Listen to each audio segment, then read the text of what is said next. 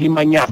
Voilà, à résumer ce qu'on peut retenir par rapport à cette inhumation. Il faut aussi signaler qu'après l'inhumation, il y a une petite cérémonie qu'on a organisée devant la grande mosquée, en présence bien sûr du calife, du roi du Canon, qui a même pris la parole. Le calife, c'est un premier qui a pris la parole en premier pour remercier toutes les délégations qui ont fait le déplacement, mais aussi remercier le roi du Canon, le représentant du président de la Mauritanie, mais aussi il est revenu sur la vie et l'œuvre du saint homme qui durant 10 ans a vraiment dirigé les talibés de Maulana Cheikh al-Islam Ibrahim Niass. Il a essayé de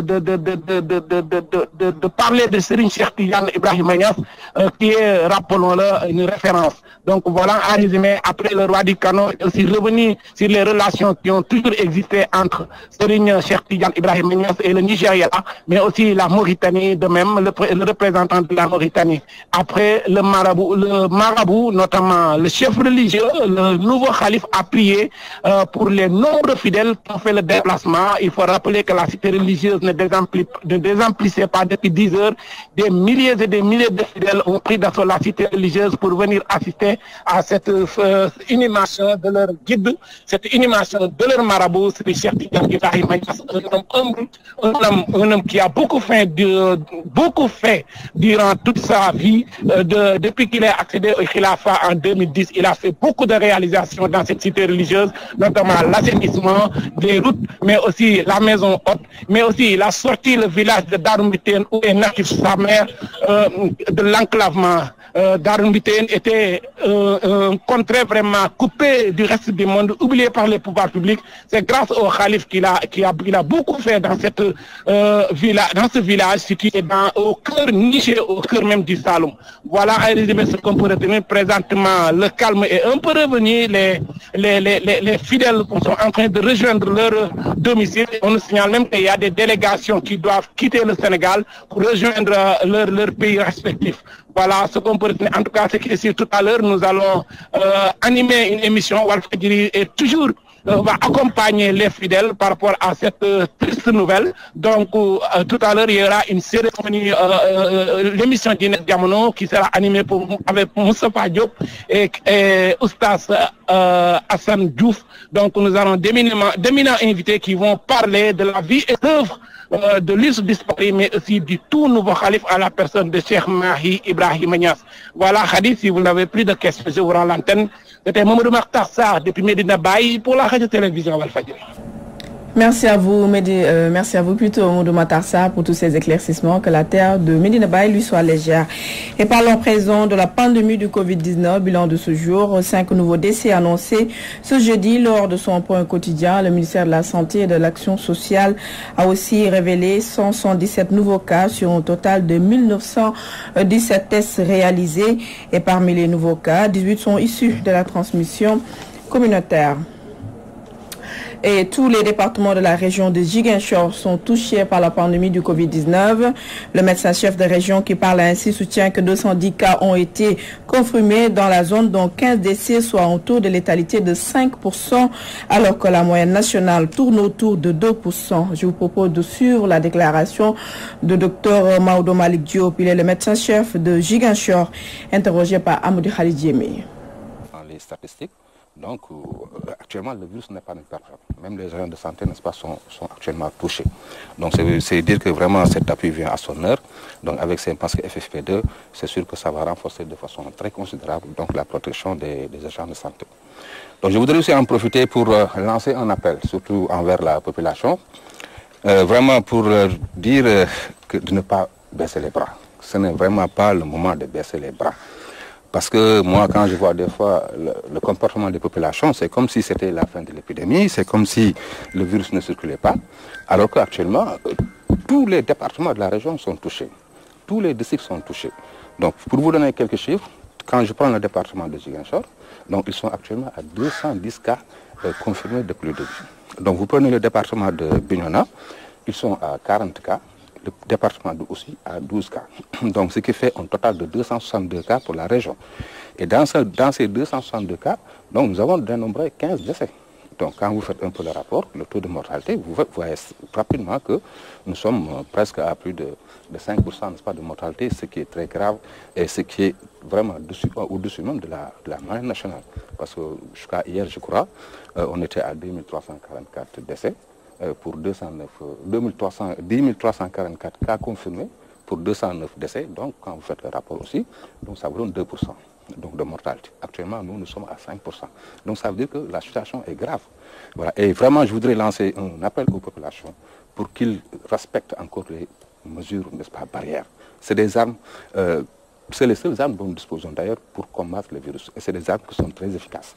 Donc je crois que si nous nous lavons les mains, si nous portons, n'est-ce pas, nos masques, et si nous essayons aussi de respecter un peu la distanciation sociale, je crois que Dieu pourra nous venir en aide et on pourra effectivement vaincre cette épidémie. Crise dans le secteur de la justice, le président Macky Sall abroge les décrets accordant de nouveaux avantages aux greffiers et suffisant pour accentuer la colère du syndicat des travailleurs de la justice. Soutenu par l'UNSAS, le Sud-Just promet de poursuivre le combat, nous dit Fabien Diouf dans ce reportage. Face au non-respect des engagements des autorités à l'égard du syndicat des travailleurs de la justice, l'Union nationale des syndicats autonomes du Sénégal s'érige en bouclier pour défendre les intérêts du Sud-Just. Le gouvernement doit jouer franc jeu avec le Sud-Just. Le vaste chantier de la gouvernance qui interpelle l'État, au premier chef, constitue le socle sur lequel repose le dialogue social.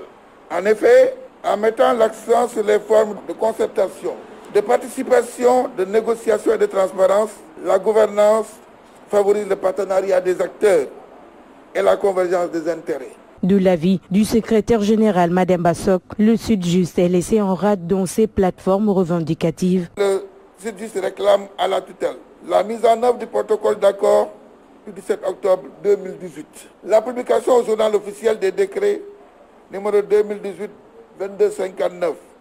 du 14 décembre 2018. Décret 2018-2260 du 14 décembre 2018 et 2018-2261 du 14 décembre 2018.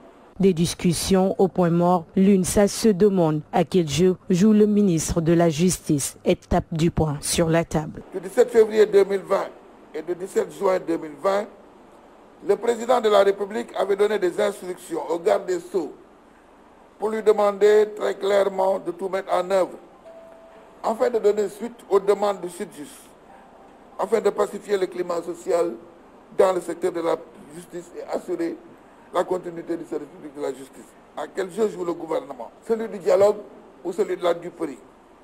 Qu'est-ce qui peut expliquer cette volonté de piétiner les accords et de refuser l'application des décrets dûment signés par le président de la République? Les intimidations ne passeront pas, avertissent Madame Bassok et compagnie. L'UNSAS compte mobiliser dans les prochains jours les travailleurs de tous les autres secteurs pour une seule lutte, amener le gouvernement à respecter ses engagements. Décès tragique d'une famille de Sénégalais aux États-Unis. Les parents basés à Wakhinane Nimzatt parlent d'actes criminels et réclament justice. Ils espèrent que les corps de leurs enfants sont rapatriés dans le meilleur délai, suivant la déclaration de Daouda Ndiol. Il parle au nom de la famille Ndiol, interrogée par Théodore Semedo. L'incendie, d'après le Denver Post, on nous parle qu'il y a une main criminelle derrière. Mais maintenant, comme c'est les autorités policières américaines qui sont en train de mener l'enquête, et je pense qu'ils vont aboutir à un résultat. Et là, peut-être s'il y a des impliqués, des gens qui sont impliqués, ils sont arrêtés et jugés. Au Sénégal, les autorités sénégalaises sont déjà informées parce que le père aux enfants, c'est-à-dire le papa, il est à New York. Ils ne sont pas dans le même état. Donc les enfants sont à Colorado, mais lui il est à New York. Donc hier il a quitté le soir pour aller se rendre. Présentement ce matin on s'est parlé. On dit que même le consul l'a appelé. Donc ça veut dire que les autorités sénégalaises sont déjà au courant. Voilà, donc pour le moment, en attendant les enquêtes qui seront menées, peut-être on sera édifié à la suite. Là on ne saurait dire. Donc comme c'est eux qui mènent l'enquête, donc c'est à leur rythme. Donc maintenant, nous, on ne fait qu'attendre De toute façon, nous, notre préoccupation, c'est de récupérer les corps et de les rapatrier au Sénégal. Les quartiers Aladi Paté, Bagnas, Madiabel Diop, Keur Massar et Unité 5 Jaxaay sont à révolte. Les populations de ces localités s'indignent du mépris des autorités face à leurs difficultés. Et dans ces zones, le quotidien des populations est partagé entre inondations, insécurité, absence de réseaux d'assainissement et de routes impraticables, nous dit Théodore Semido. Les habitants des quartiers Madiabel Diop, Bagnas, Gana Aw, Amdalaay 3, Santé Yalla, Keur Massar, Parcelles Assainies, Unité 5, Jaxaay, Niakoulrap et environ vivent un véritable calvaire à cause des inondations qui hantent leur sommeil. Depuis plus de 5 ans, nous vivons dans le calvaire. Les maisons sont inondées. Plus de 6 ans, nous vivons les mêmes situations. Nous sommes des pères de famille, on est des jeunes. Donc nous sommes sous les eaux et nous demandons à Macky Sall de nous sauver, d'assainir nos quartiers. Ces populations qui déplorent le mutisme de leurs autorités municipales, parlementaires et étatiques se disent même inquiètes pour leur santé et la sécurité de leurs enfants à cause des eaux pluviales où vivent des reptiles. Regardez la couleur de l'eau. Et aucune autorité n'est venue à notre secours. Nous avons un député maire qui est venu ici plusieurs fois avant la pluie. Mais depuis qu'il a plu, monsieur le maire n'a pas mis ici pied, moi je suis là. À tout moment, il y a des moustiques et des reptiles, des serpents. Même le collège est envahi par l'eau. Ici, c'est plein de serpents parce que c'est une nouvelle cité. L'insécurité, l'absence d'infrastructures sanitaires, éducatives, mais aussi routières, irritent ces populations. Il n'y a pas d'éclairage. Ici, on parle pour le santé.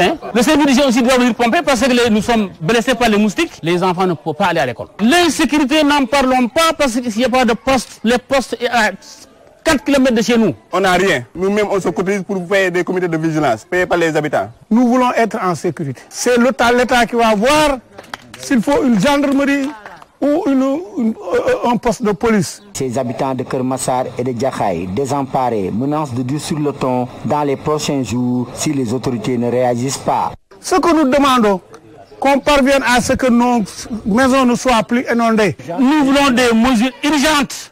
Évacuer l'eau qui sont dans nos quartiers. Si l'État ne nous accompagne pas, d'ici vendredi, on va passer à la vitesse supérieure. Théodore Semido, Keur Massar, Walfadjri.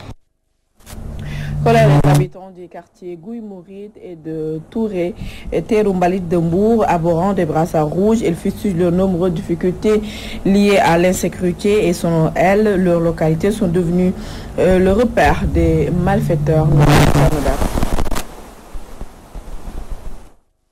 Arborant des brassards rouges, les populations des quartiers de Guy Mouride et Terumbalit de Mbour fustigent les difficultés auxquelles elles sont confrontées. Notre quartier souffre de 3 maux, à savoir le manque d'eau, l'insécurité et le manque d'électricité. Le manque d'eau, vous savez, on est à moins d'1 kilomètre du plus grand château d'eau de l'Afrique de l'Ouest. Et notre quartier ne dispose ni d'eau ni d'électricité. Ça fait donc 14 ans que nous patientons. Les agresseurs règnent à mettre. Tous les moutons que nous avions élevés pour la Tabaski ont été volés. Les femmes passent tout leur temps à puiser de l'eau. Et vous savez que l'eau qui n'est pas potable peut créer énormément de maladies. Nos enfants souffrent de diarrhée. De l'avis des populations, Guy Mouride et Terumbalit sont devenus le quartier général des agresseurs faute d'électricité. Vraiment, le manque d'électricité nous cause énormément de problèmes parce qu'il y a énormément d'agresseurs dans ce quartier. Les voleurs entrent dans les maisons là, nuitamment, casser des portes, entrer et voler tout ce qu'il y avait à l'intérieur. Nous avons assez patienté, nous ne pouvons plus patienter. Ils ont été installés depuis l'année dernière et jusqu'à présent, pas de lumière. Nous exigeons, et c'est une exigence, c'est un droit, de l'eau, de l'électricité et de la sécurité. Les populations s'insurgent également contre l'absence d'infrastructures sanitaires dans leur localité. Nous n'avons pas de structure sanitaire. Le terrain qui a été réservé pour le poste de santé, vous voyez, ce sont les jeunes qui jouent au football en ce moment. Et pour accoucher, les femmes sont obligées de parcourir des kilomètres. C'est insupportable, franchement. Guy Mouride et Terumbalit sont 2 quartiers périphériques de Mbour. Mbour, Thierno Daf, Walfadjri. Les fortes pluies de la semaine dernière ont occasionné beaucoup de dégâts dans le Djolof et dans les champs du village d'Ingich, c'est dans la commune de Wahor. Toutes les cultures ont été emportées par les eaux pluviales. Doudou Tchané. Le village d'Engich, situé dans la commune de Warkhor, dans le département de Linguère, est sous les eaux à la suite des fortes pluies survenues la semaine dernière, occasionnant d'importants dégâts matériels. Suivons les explications du chef de village d'Engich, Baba Koundoul. Je crois que la scène que nous avons devant nous aujourd'hui, une inondation des différents champs, aussi bien d'arachides, de mil, de pastèques, entre autres, inondé complètement jusqu'à une hauteur de plus de 2 mètres d'eau. Eau de pluie ou eau de ruissellement venant certainement d'après certaines sources du fleuve qui ont complètement inondé ces champs. Donc aujourd'hui, ces paysans propriétaires de ces champs sont complètement démunis. Ils ont utilisé toutes les semences qui étaient en bonne germination et aujourd'hui qui ont disparu de la nature à cause de cette inondation d'eau. À Ngich, les populations sont dans un grand désarroi et lancent un appel aux autorités étatiques pour faire libérer leur localité des eaux qui ont tout emporté sur leur passage. Maintenant, ces populations sont là, les mains vides, n'ayant aucune ressource et n'attendant que maintenant des secours, certainement des autorités administratives, aussi bien locales que nationales. Donc nous lançons un appel au gouvernement, à ses représentants, aux services déconcentrés, de venir, parce qu'on ne peut pas décrire cette scène sans venir sur place, voir ce qui se passe réellement. Nous avons informé qui de droit, aussi bien le maire de la commune, le sous-préfet, et éventuellement, certainement, nous saisirons aussi le préfet du département, pour l'informer de cette situation désastreuse dans laquelle se trouvent les populations. Depuis l'installation de l'hivernage à Linguère, plusieurs localités du Djolof sont actuellement inondées. Beaucoup de dégâts matériels ont été signalés dans les zones inondées. Linguère, Doudou Tchane, Radio-Télévision Walfadjri. À Kédougou, hivernage rime avec calvaire pour les populations. C'est le cas au village de Diakha, coupé du reste du département à cause des fortes pluies de ces dernières 24 heures. Et selon le député Moustapha Girassi, il parle de négligence des autorités étatiques. Solibra Madabo. 67 mm suffisent pour isoler ces localités du reste du département. Il s'agit de Wakilare, de Gengé, de Baïtilai, de Taïfa et de Silakuna, situés dans la commune rurale de Bandafassi. Cette quantité de pluie enregistrée a causé de nombreuses difficultés dans la zone, des ponts immergés, des champs détruits, bref, tout est emporté par des eaux.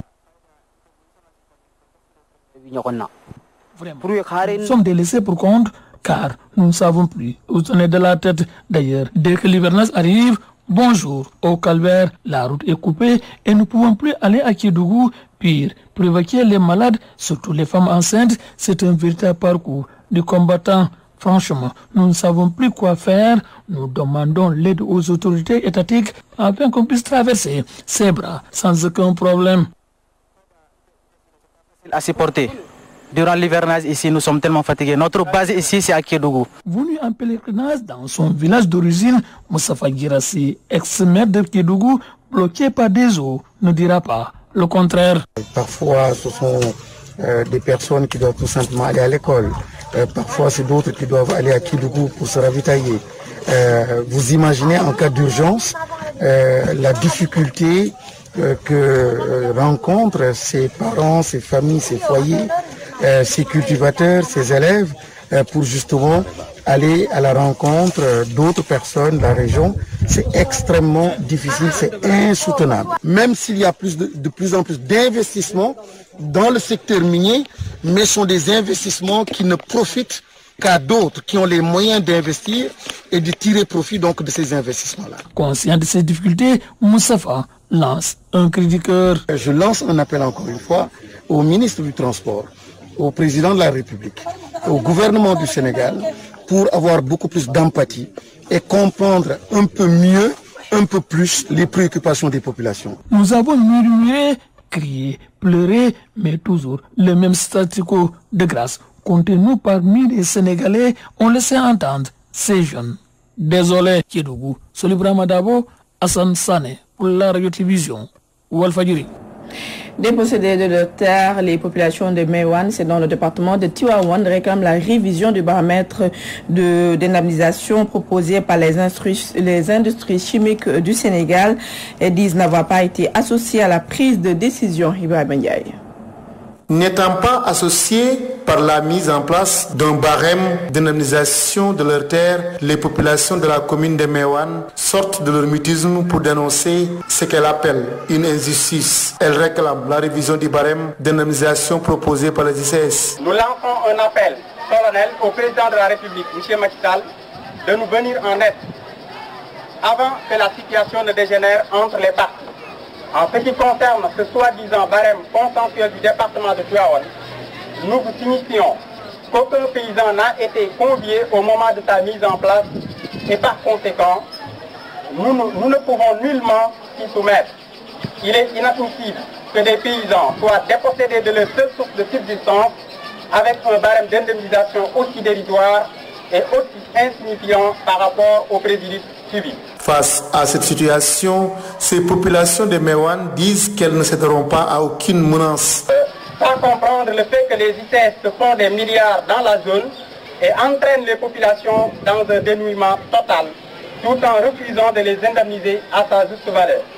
En plus de cela, les ICS menacent les populations de leur priver d'eau dans les jours qui viennent. Nous informons l'opinion publique et internationale. Nous n'avons jamais refusé de céder et nous ne céderons jamais également à la pression ni aux menaces de quelque bord que ce soit. Ces populations ont profité de ce sitting pour fustiger la gestion de leur maire. Le rôle du maire manager doit être alors d'encourager et de fédérer toutes les dynamiques et initiatives économiques, sociales, culturelles dans le cadre d'un plan cohérent de développement local. Unies comme un seul homme, ces populations de la commune de Mewan soutiennent qu'elles ne céderont pas leurs terres tant qu'une révision du barème proposée par les ICS n'est pas faite avec leur accord. Thiès, Walfadjri Radio TV, Ibrahima Ndiaye. À Matam, les jeunes de Amadi Unare et de Dendori sont en colère contre l'entreprise qui exploite les phosphates dans leur zone. Ils exigent des explications sur les retombées économiques de la région. Hamoudi Issakan, reportage.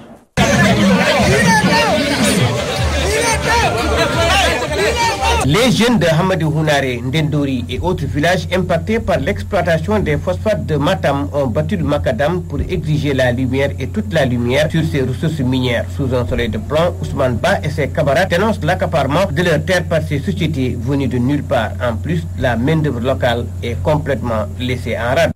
De communiquer avec les communautés, ils ne répondent même pas au niveau des rencontres convoquées par les autorités. Le non-respect de la législation, surtout à la SRPM. 9 mois sans salaire. Est-ce que ça c'est normal? La présence d'une main-d'œuvre étrangère au détriment des jeunes de la région, est-ce que c'est normal? L'absence d'activité génératrice de revenus pour les communautés, est-ce que c'est normal?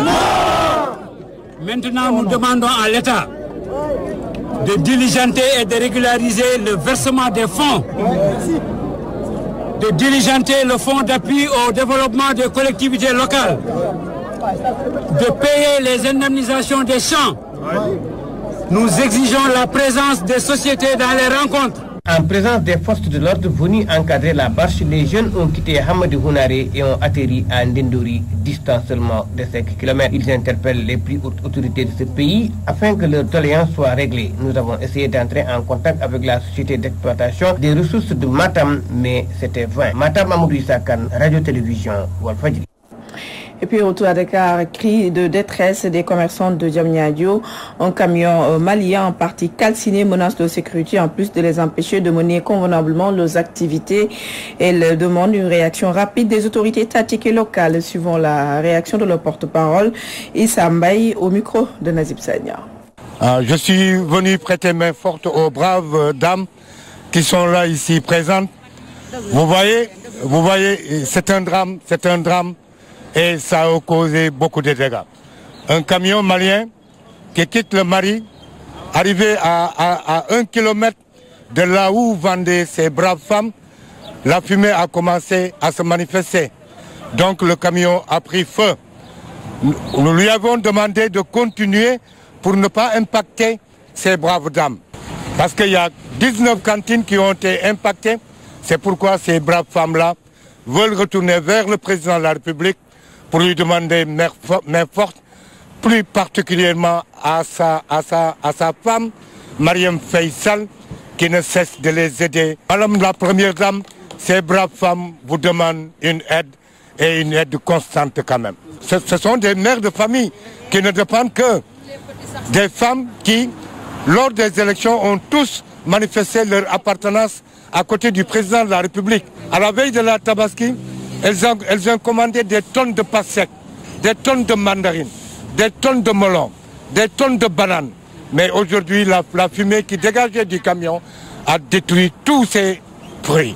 La seule et unique question qu'on se pose et que nous voulons, c'est demander au président de la République, demander à la Première Dame de les aider pour qu'elles puissent payer leurs dettes et continuer leur travail.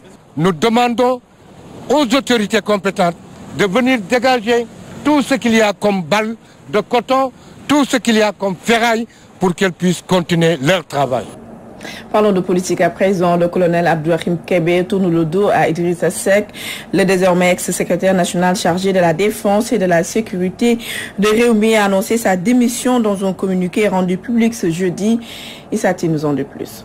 Après Omar Sarr, Pape Diouf, Omar Gueye, Thierno Bocoum et Abdourahmane Diouf, Idrissa Seck perd encore un compagnon. Le colonel Abdourahim Kébé claque la porte du parti Rewmi. Il démissionne ce jeudi pour, dit-il, des raisons de convenance personnelle. En tout cas, cette démission intervient après un long silence de son leader Idrissa Seck, critiqué pour son absence de la scène politique par beaucoup de Sénégalais. Une chose est sûre, le désormais ex-secrétaire national en charge de la défense et de la sécurité de Rewmi semble depuis des mois se rapprocher d'Ousmane Sonko et de son parti Pastef les Patriotes. Et après cette démission, l'ancien patron de la DIRPA déclare, je cite, « Mon engagement politique continue pour une opposition forte, cohérente et audible au service des Sénégalais et du Sénégal, ce qui, semble-t-il, n'est pas le cas chez Idrissa Seck et son parti Rewmi, aphone depuis les audiences au Palais de la République entre le président et ses principaux opposants dans le cadre de la lutte contre le Covid-19. Et dans le département de Louga, le maire de la commune de Nguer-Malal monte au créneau. Samba Kanté demande au chef de village de la zone de s'acquitter des taxes rurales.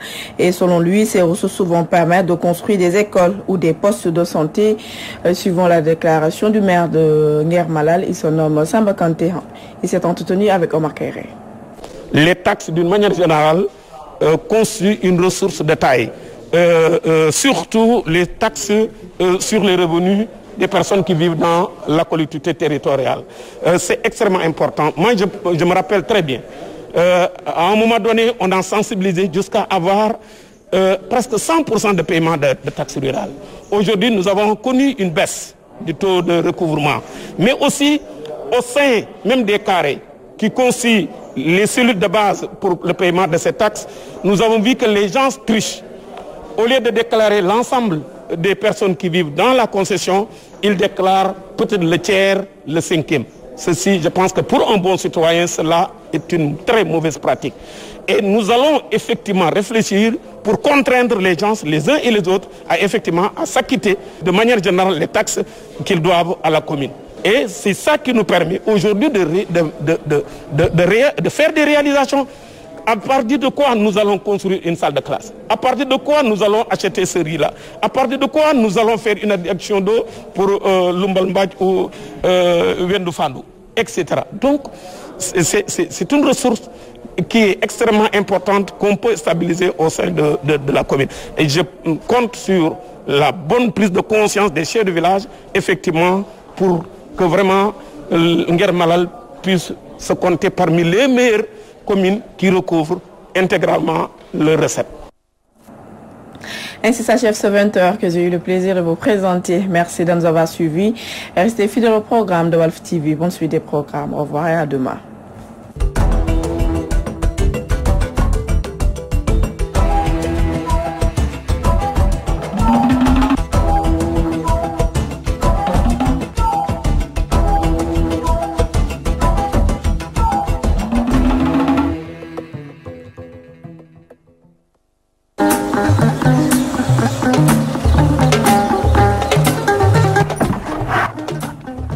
X. Aminata gay fal kari walo.